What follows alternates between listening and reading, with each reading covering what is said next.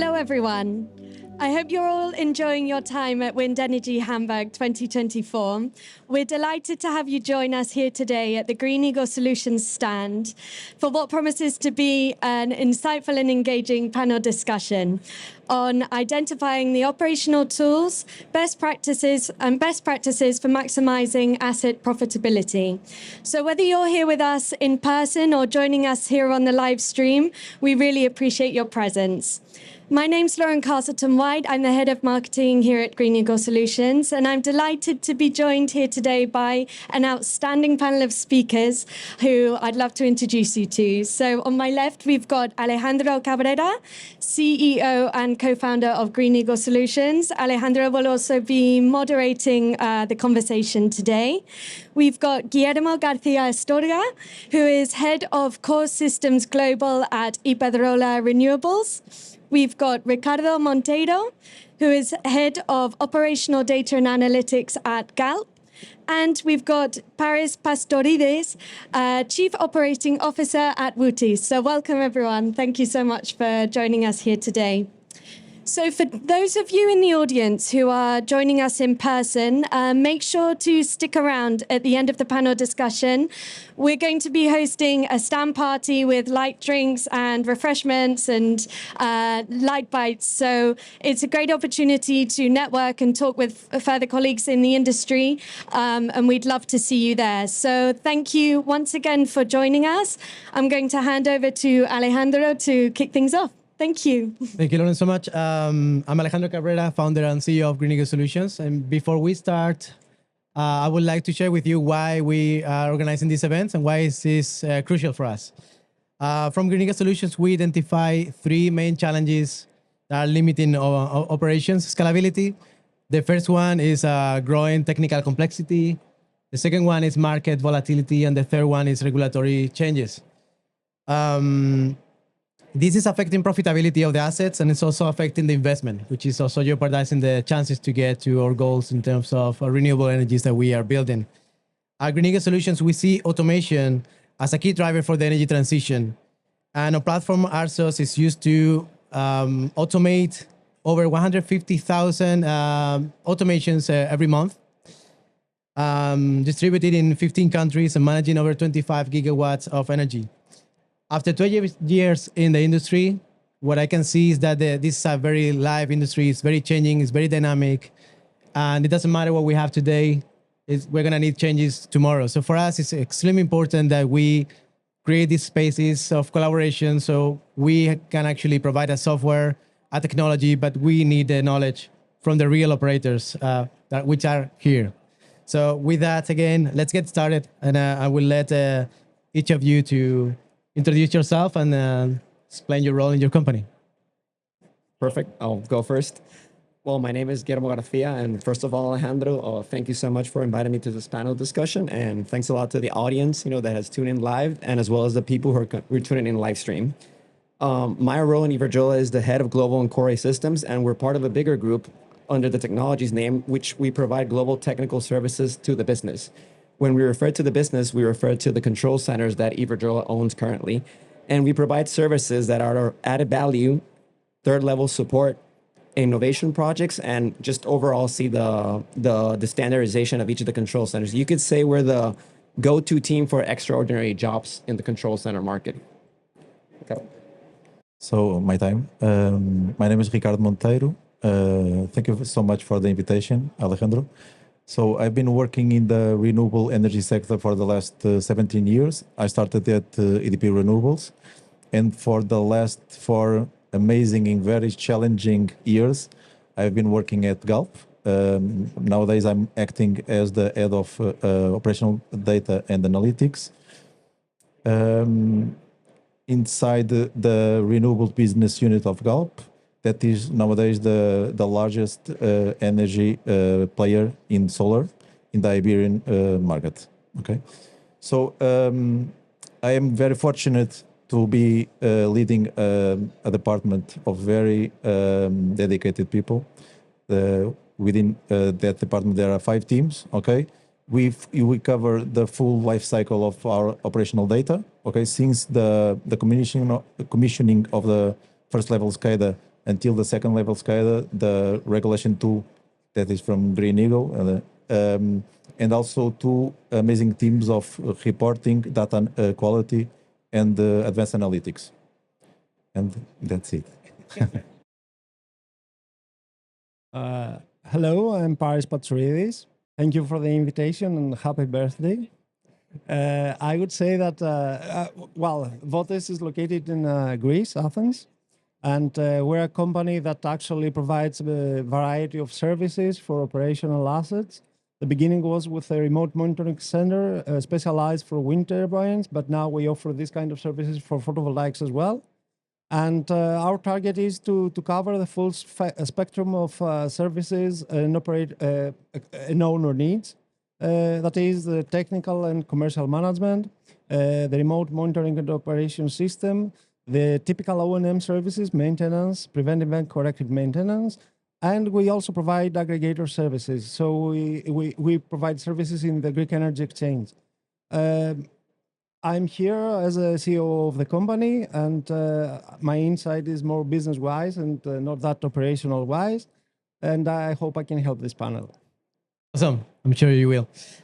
So let's get started. I think it's an obvious question, but I think it's important that we start from it. So what is operations? What is operations for you? Well, let me answer that first. For me, like I'm a guy of simple explanations and tastes. So I'm just gonna say that for me, operation is anything that you're making or working to have that wind turbine moving. That's operations to me. Yeah, so being also simple, as Guillermo. So operations, for us, it starts, I'm at the operational department. So for us, it starts when our colleagues from engineering construction say that the plant is complete.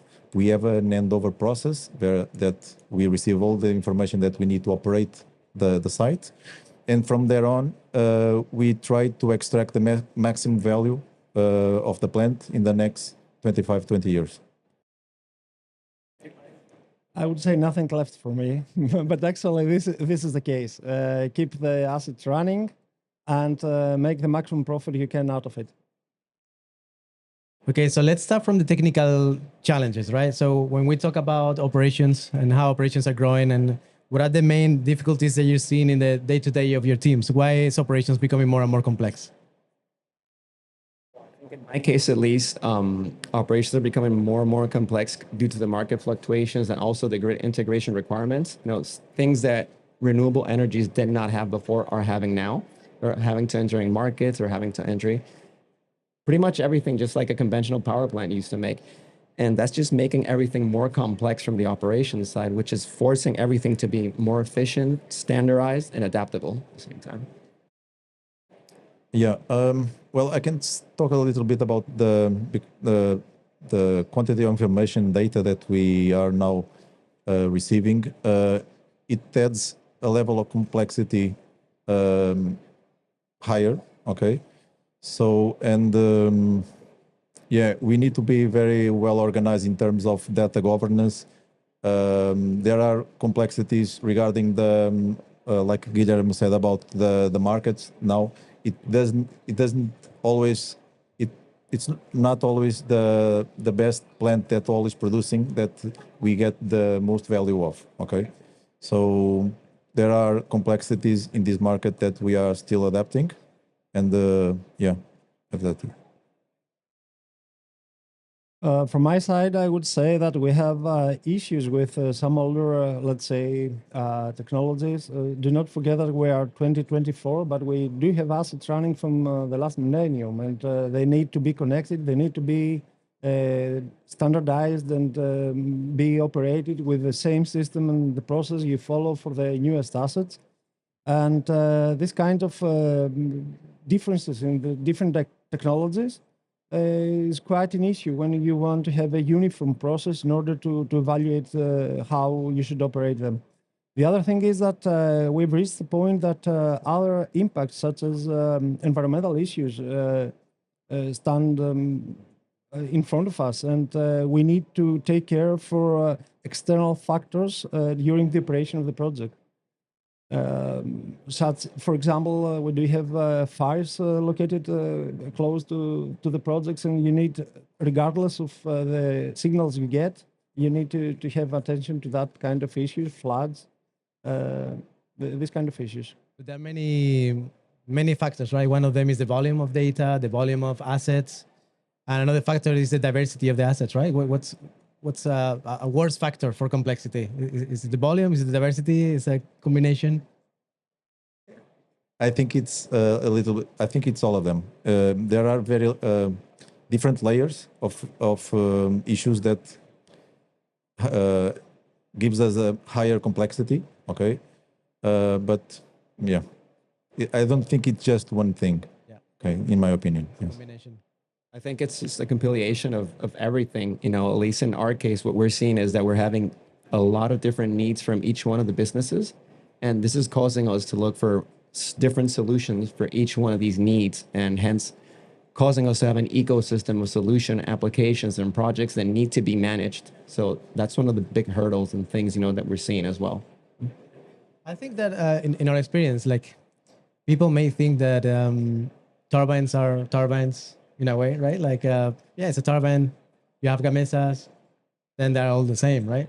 But for instance, Guillermo, you have Iberdrola has a huge portfolio of gamesa, but even though it's the same brand, you can also see a lot of differences between many of them, right? So There's a lot of differences between which of the models within a same OEM. And, you know, there's always, you know, the complexity of operating each one. And, you know, that comes, you know, with the operator and the experience he gets there. And yeah, that's causing us a lot of problems because when you have such a big fleet, what you need to do is standardize everything. That way for the operator, to him, it's transparent if it's one turbine or the other. That's where kind of the key is for the... even if your portfolio is full of the same brand, it's still like super complex to it. Okay. That's good. And how about in terms of operations, what is the main KPI that we should look at? Because that's something that my experience also being controversial because has been evolving, but hasn't gone anywhere clear yet. So many people will say the time-based availability is the main KPI for operations. Others are focusing on the energy that is produced. But what is it really? What would you say is the main KPI that says this is the right operations means that we're getting to this KPI level? Yep. I think that until recently, the energy-based availability was the best KPI to keep track of the value that the plant gives us. But I think it's evolving, and the energy is just not enough because there are, like we said at the beginning, market complexity, and the not always the plant that is producing more is the one that gives us more revenue. Okay, so I think the economic part is also important. At least from my side, you know, one of the things about the job and the role that my team has is that we need to work with many departments, right? So depending on the department that you're working with, each one, you know, monitors a different KPI. But overall, I think I would agree with Ricardo and say that it has to be the availability, but you need to take other factors into account. For instance, with the new market regulations and the grid integration, all that stuff, that needs to be taken into account. But it's not just about having the turbine available, it's also producing the maximum profit you can during that available time. Yeah, that's interesting because I think in traditionally the operations, the division and the commercial division, I mean, we know even companies that they are like inside the company, inside the group of the corporation, there are different entities, legal entities even. So obviously, I can imagine that it's hard sometimes to actually keep them aligned in the same goals and going in the same direction. So, in your opinion, how is it evolving? How is this collaboration going between the commercial departments and the operations department? And in our case, at least, we're seeing that first of all, like beforehand, if we go back a while, we're seeing that, you know, the renewable plants, they had no regulation to attend, no markets, like I said before, and now they have to comply with everything. So we have been forming a relationship between the operations teams and obviously the market team now, which didn't exist before, but now needs to exist. So we're seeing that it's going forward, and I think it's going in the right direction. You know, to us at least, it's been fairly easy to do it. all the systems were in place to do it. I think it's a very exciting topic because also brings me to this next question, which is that we're seeing that more and more the market is evolving, and we're getting like, while we have before like quite stable energy prices, now we have like a complete like volatile prices, which it's leading to our customers to participate and look for different markets, energy markets, to get more revenue from what they produce, leading to situations where they're participating in the ancillary services, balance mechanisms, and so on. So we are seeing like around 100,000 curtailments every month from our software. And we wonder how this is actually impacting operations, because in the past it was very easy. We define operations at the beginning, right? It's like it's about producing more, it's about keeping them running. Now the reality is that sometimes not producing energy is actually more profitable than producing energy. And this is leading to, again, more curtailments because we're participating in these markets, more curtailments. In some cases, sending curtailments every 3, 4, or 5 seconds to a site. I think it's reasonable to think that these commercial decisions are having an impact in the fatigue and the operations cost. So what's your take on this? How can we actually control this? Yeah, I can start. So I think the thing at GALP, we are very fortunate that we have a really amazing energy trading team, okay, that works closely with us. So it's always a cooperation between us to work in the market and try to extract the maximum value of the plant. Okay, it's not a one-side work from them. It's always a collaboration. Regarding the time of the equipment, we also again we are very fortunate because we have some team that is very experienced regarding these equipment. They give us a lot of technical support. Okay, so we are considering also this life cycle of the equipment in this process of the trading and operations. Okay. My side, I would say that since we're a service provider, we provide services to other companies. So, and going back to your previous question, it's not actually having just one KPI because every company defines its own strategy over different assets they operate. If you have older, let's say, wind farms, then your primary goal is to extend lifetime, just to avoid any errors or faults that would probably lead to extreme operational costs at the end of the lifetime. So in this case, making the maximum profit is not the case. For us, it's quite complex to follow different strategies between different markets, between different companies, and different assets. In the core of the business, I think the traditional operation, that is the energy availability, remains the core of the operation of the projects. But since the margins in the market have become so small, you need to extract the value you want to extract. And this is where the energy trading teams in each company come and must work close with the remote operation and monitoring center in order to make the maximum value out of an asset. I think cooperation is the new way of operating the assets, cooperating the assets. Yeah, there's a new role that is the energy manager, right? So I think it's I would say it's new because recently it became more and more popular this role, because in a way this role is in charge of deciding what is the right strategy to maximize the profitability of the assets, right? But it's coming from the commercial side. So I wonder if the energy managers are coming from the commercial side that are going to become the new operators. Is that happening? The way I see it is not becoming the new operators per se, but they're going to be more involved. They used to historically not be that involved, but now they have to. So they're going to have to work more hand in hand with the operators, because for the operators, still their objective is different from the one that the market guy is sending. Right?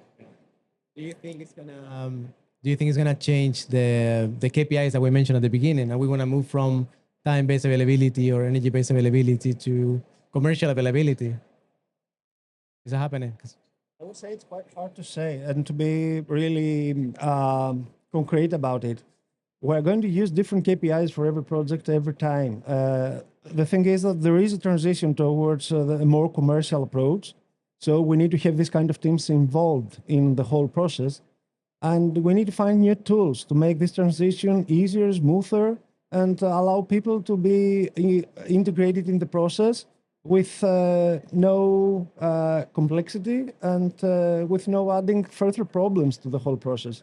And this is why we need new tools for this situation.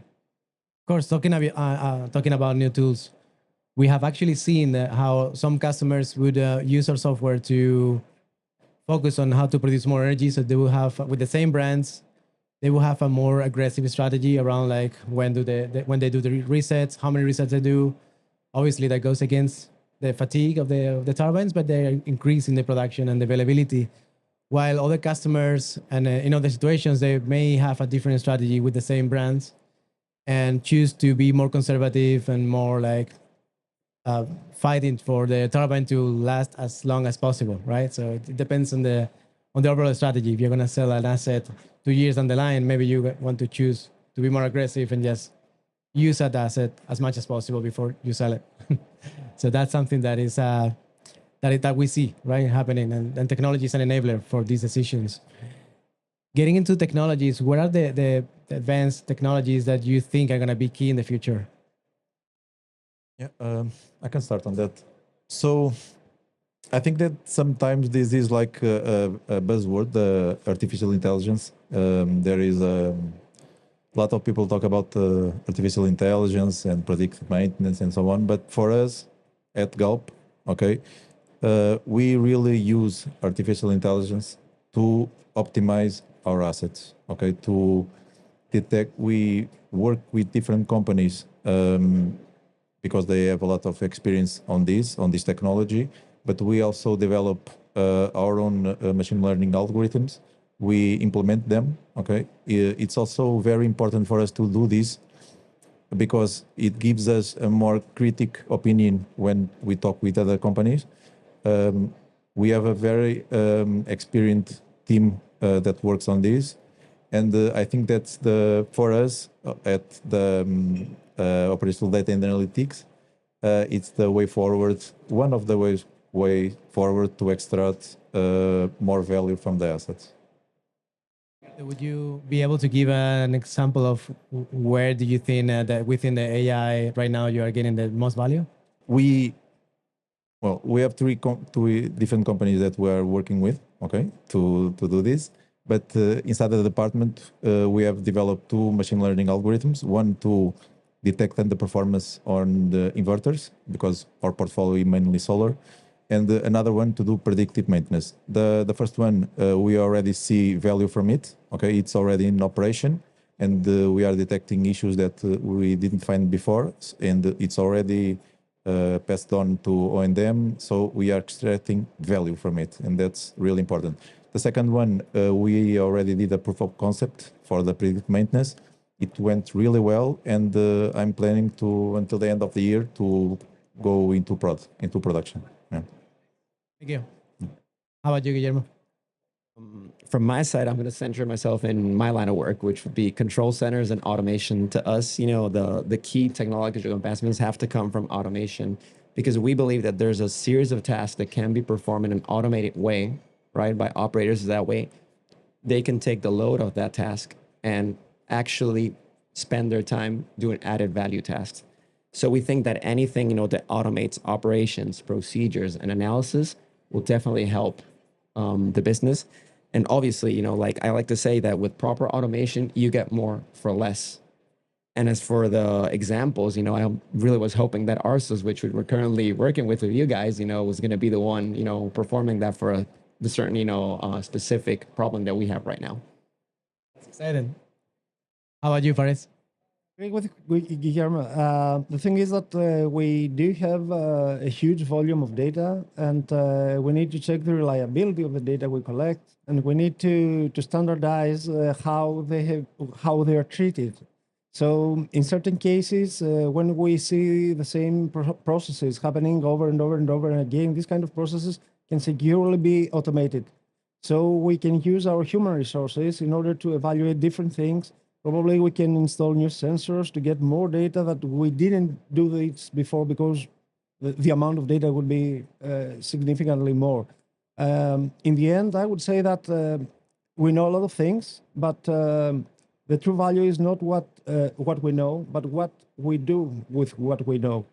So getting in the analysis of the data we collect is the true value we can extract from our assets. What are in your opinion, what are the limits of automation? We are talking about that there are many things to automate, right? There's data analysis, there's the activities from the control room, and there are many more. But if we see the ultimate vision would be like a wind farm that is entirely automated, like from a maintenance point of view, from operations, how far away from there and how far we can get in the next 10 years? What do you think? In terms of control center? Fully autonomous renewables. Fully autonomous. Whoa. That's a dream, right? As a vision. As a vision, right. It actually sounds like a movie. A movie, yeah.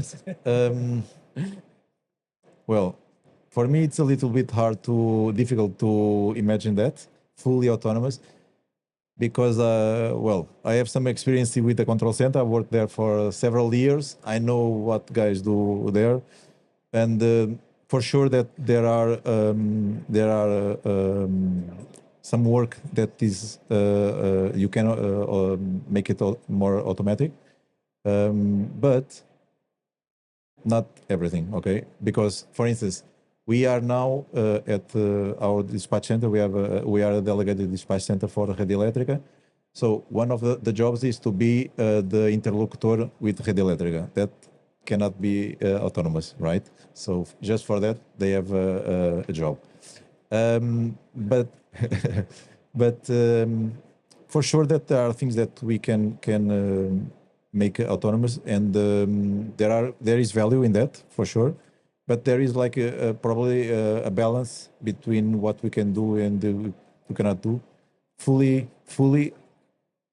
it's hard to imagine. Yeah, but we can try. It's a vision, right? Yeah, a vision. I agree with Ricardo as well. I think, that we can get very far when it comes to, like making automated, but fully automated. It will be difficult to challenge, could happen, but I don't think, like there's still a lot of things, a lot of value that comes from the actual people, technicians working with them.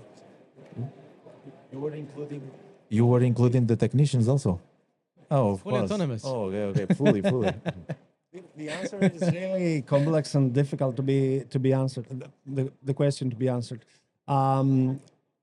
Not too many years ago, 15 years ago, where we did have renewables, but we didn't have the ability to be connected with the assets, with a broadband network. Even the internet has been evolved fast throughout the last decade. So we cannot see the innovations in other technologies and how they can affect our operations. This is the case. The other thing is, what is the risk of a fully automated? We can automate processes that would, let's say, get in risk an investment or the profit of a day. But if the risk is human life, this is a completely different issue. This is the most difficult thing to overcome in terms of automation. Right, and what other things are you excited about in terms of what's coming in the future then? The next 5 years, like not so long in the future, but 3 years down the line. How far are we gonna get? Yeah, so we are very into innovation. We have an amazing team in innovation that we work close with. Some of these companies that I mentioned before that work with AI came from the innovation team that referred us. We are experimenting also with, this is not experience we have in production, drones. I think that's a very important technology in the future. Okay. Maybe probably is part of your vision of fully automation. I'm sure that drones are involved. For me, AI, it's a very important thing. there is a lot of value that we can recover with AI. Yeah, I'll keep it short with AI and drones. Well, in my case, the one I'm most excited about, I knew somebody was going to talk about AI, so I kind of center myself in a little bit something more physical, and it's the batteries technologies. You know, the hybrid power plants now involving wind turbines and batteries. I just think, you know, to me, it's so innovative. It's something new. It's what basically the core business that we have in my group, you know, doing new stuff. And the batteries just, you know, in the list of boxes, check is every single one of them, the things I like to do. And if you come to think about it, you know, we spoke before about market fluctuation, all that stuff. The batteries opens just a whole new set of opportunities when it comes to market, to grid integration, and to all that stuff. So I believe, you know, in the next coming years, the battery technologies are going to be a big player. Do you think batteries are gonna, Paris, do you think batteries are gonna make it easier for us or more difficult? I'm totally sure. It's going to be difficult to implement all the modifications we need to implement in our systems, but this is the answer to the fluctuations in the market, in the volatility of the market. And I would also add the upgrade of the transmission and distribution networks, and probably the implementation of smart grids. After all, this is what we want to do, is to produce energy, and this energy can be either stored or consumed. Storage is a bit behind at the moment. All right. Is there any other best practice that you think is you're excited about to share? What else? Well, I would just like to underline this. I told you about cooperation and extend it to partnerships as well. We need to find out which is the expertise of its company, of its group, and partnerships and cooperations is the core of getting new ideas, develop them, and to facilitate new products, new solutions to the problems we already have. What are the strategies that you have to partner with other companies? How open are your companies to partner with others, and how is this done? We are the service provider, so we are really open. I mean, we are famous for our tailor-made services because we are small enough with a huge variety of services. Our clients are big companies, so we really fit into the gap they already have, because we develop this kind of additional service they need to their operations. And this is the beginning of a partnership. Well, in my opinion, we have seen a huge difference in how large organizations are becoming more and more open to collaborate with others, and especially with startups or with smaller companies. I think we have become to a point where everyone acknowledges that the challenge is so complex and so big that only by collaboration we can achieve it. Which leads me to one of the last questions, which is around cybersecurity. So obviously collaboration, it's necessary in order to have streamlined operations. One of the tendencies would be like to harmonize all the data, centralize all the operations as much as possible. But the reality is that goes exactly against the policies of cybersecurity, which basically goes in the complete different direction. They try to have everything as isolated as possible so they cannot be vulnerable. And how can we find the right approach to this? And do you have struggles in your organizations to actually keep moving forward in optimizing operations and then like without compromising cybersecurity? I will start because I'm the least technical here.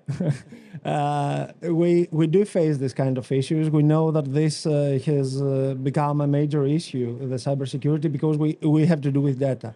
So from our side, we followed all the processes we had to do in order to be certified according to ISO 27000, I think. But this becomes difficult for internal processes. This brings new limitations to the way we contact with each other and with other companies. But you need to follow this. I mean, it's something you always must have in mind, that this kind of data are assets themselves, and you need to protect them. Ricardo, no? Yeah, I don't know if you so- wanted to. For sure, cybersecurity is something that we look very closely. We are working very closely with our OT cybersecurity team, implementing different solutions in our plants. Yeah, I think that for sure that we are very focused on having the most cybersecured sites, of course. But I think there is a balance between being fully cyber secure and operational, because you can have a lot of layers of cybersecurity at the point that we cannot have more flexible access to it. Okay, so there is a balance between the both, but being cyber secure is important, of course. Yeah. There is a joke that a customer told me once that when something is cyber secure when you no longer can work, right?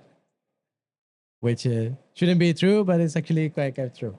If it's truly cyber secure, you cannot work. All right, Laura, I don't know if you have some questions from the audience. Yeah, so thank you so much, all of you, for sharing such interesting insights. It's been really interesting to hear kind of your personal experience as well and what you do in your companies. So we've really enjoyed it here in the audience. Thank you. We have a few questions. If we have some time, we'll try and fit them all in. There's about 5 here, so... But obviously, all of your companies operate in multiple different countries globally, certainly very strong throughout Europe and the Balkans as well. Is there any country that's particularly pushing or kind of prominent in these technical innovations?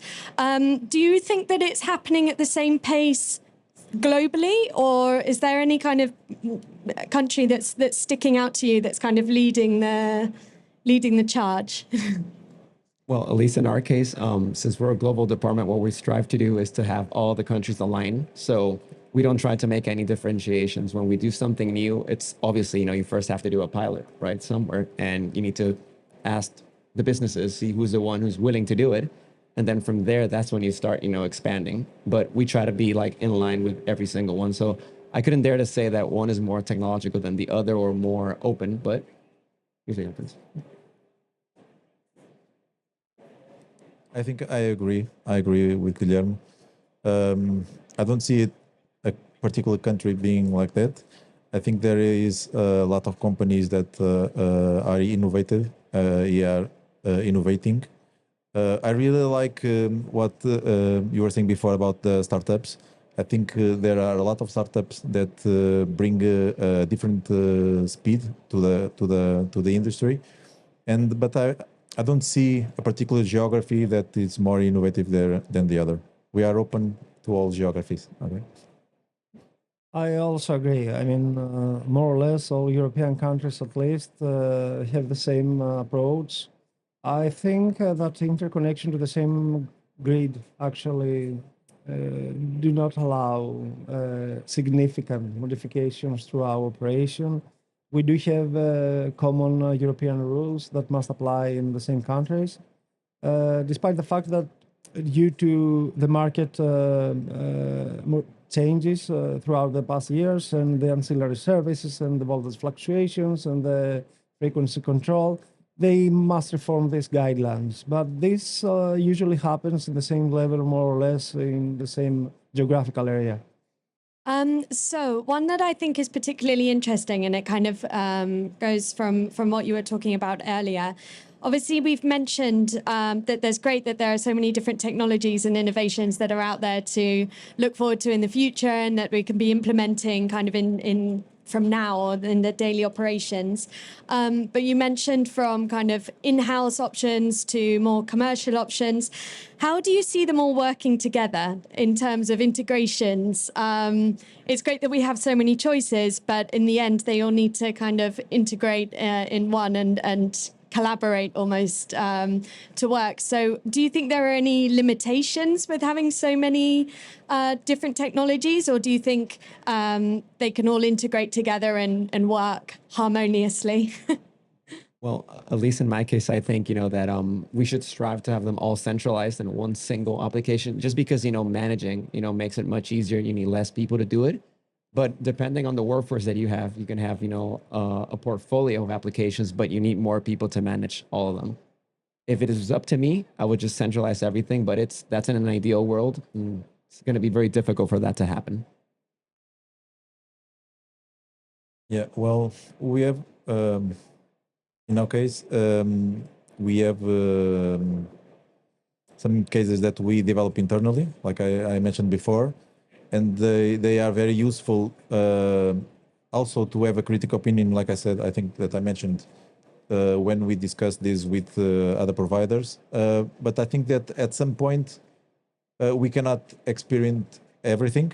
There is like a limit, and we need also to focus on the technologies or whatever that can extract more value. So centralization, I think it's a little bit difficult. We try to do that also, but there is limits. We are not closed to have different solutions, okay? But we cannot have 20 different solutions. That's not, I think that's not the best. What we try to do is to have 3-4 solutions that extract the maximum value of our plants and our sites. I would say that the main issue is not the different technologies, but the different approach from different sides. The target is to have a common understanding of each side's approach and principles.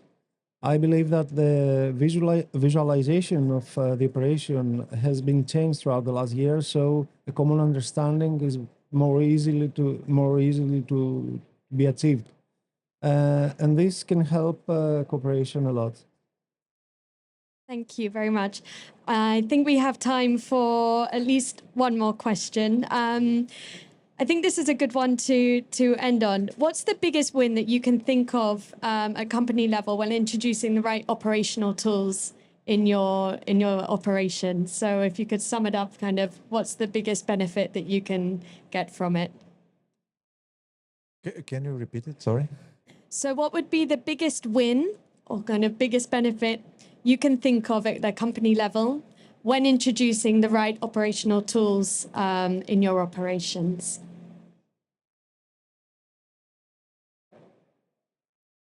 I think I can take that one for now.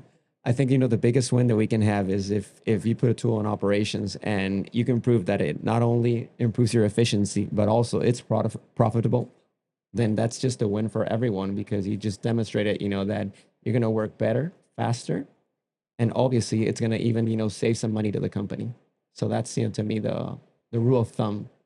I think just to add on this, just to highlight the benefits of automation, which by default is like taking something that is done manually and now is automated, so you don't no longer require someone to be involved in the process.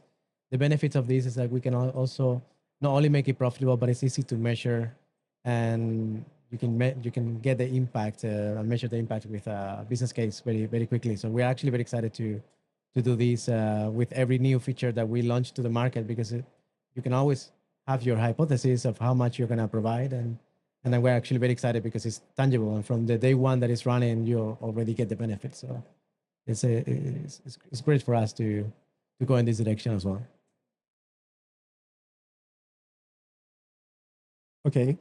I would say that the keywords are to be efficient and effective. I mean, this is the case, to make the most out of it with the list of the resources that you can use.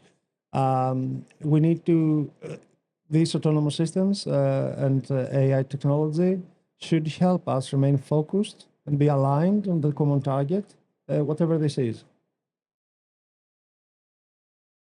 Perfect. Well, thank you, all of you. I think we've come to the end of the discussion. It's been really, really interesting to hear all of your perspectives, and thank you so much for sharing all of your opinions and insights with us here today. So we'll call it a day and we'll wrap things up here. But thank you, Alejandro, Guillermo, Ricardo, and Paris. Once again, it's been great having you here, and I think it's time for a drink. So we'll start the panel stand party. Thanks, everyone. Good.